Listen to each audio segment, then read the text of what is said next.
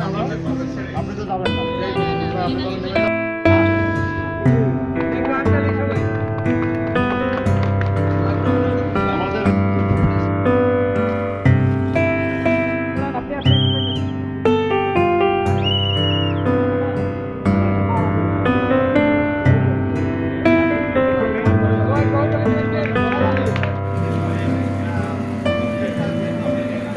ভাই সরে নেই ভাই, বামে যান।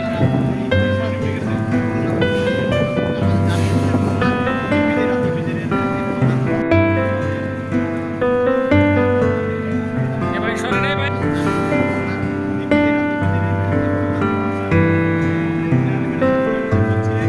আমাদের এই রামপাল মংলা আমার যে নির্বাচনী এলাকা, আসলে সারা রামপালে তালুকদার আব্দুল খালেক সাহেব আসার আগে একটা মাত্র ইটের সলিং রাস্তা ছিল, আর মংলা পৌরসভা ছিল তৃতীয় শ্রেণীর দুটো কার্পেটিং রাস্তা ছিল।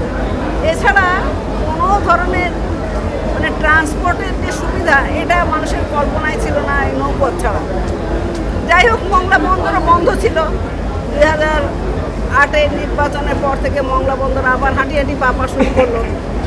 বস্তুতপক্ষে মংলা বন্দর থেকে তখন যে সমস্ত মালামাল আসতে শুরু করলো, তখন থেকেই চিন্তা করা গেল যে আসলে জলপথে যত কম পয়সায় পরিবহন করা যায় যে কোনো জিনিস, স্থলপথে বাকি অংশটুকু এখন আমাদের রাস্তাঘাট সুন্দর,